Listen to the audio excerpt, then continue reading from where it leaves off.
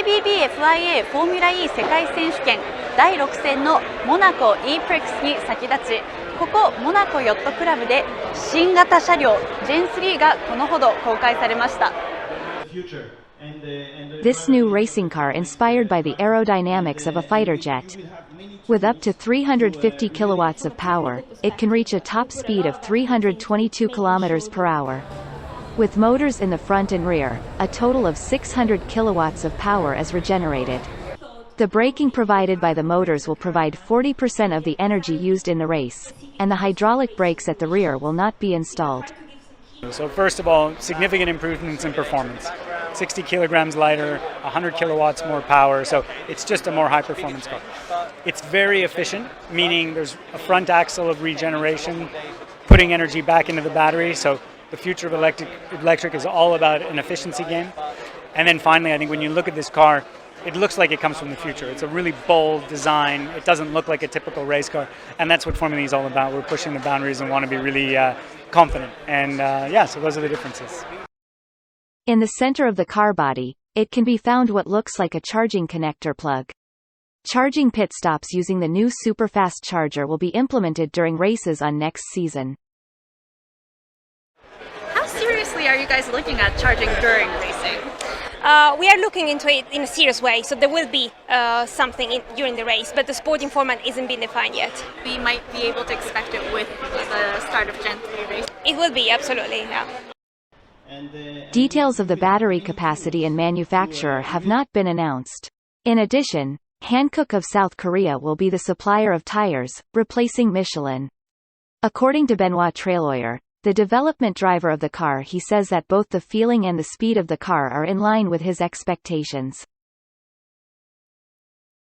The car is much easier to drive on the bumps, a good downforce. You know, for example, in F1, when you go to Monaco, for example, here, most of the cars have the special downforce, really high downforce. So this car use much more downforce than in the past, or it's more efficient because we can feel it really well. So it's something very important, on my point of view, for the street racing.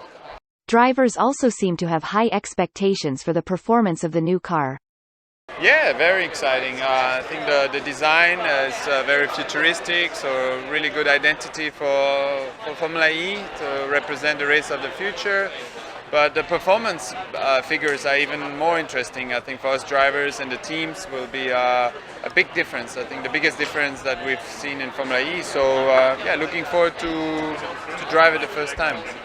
Yeah, I can't wait to drive it on track, and see what it does. How do you hope it's different from the Gen 2 car? I hope it's faster. I mean, it's going to be faster for sure, but I hope it's a big step. I've heard from the Formula E people that they might actually charge during the race.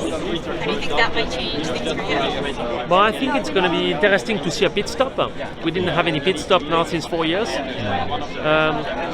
I think Formula E wants to show the fast charging capabilities, for electric cars in the future, that you can fast charge a car and you shouldn't be worried of the range. So I think it's going to be a good tool to show how much we can recharge the battery within just 30 seconds.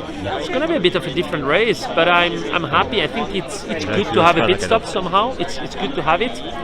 So I look forward to see how the race will evolve next to that. But the regulation is not yet clear, so it will change in the next few months. After the chassis and batteries are supplied, each team will begin developing their own powertrains and control systems.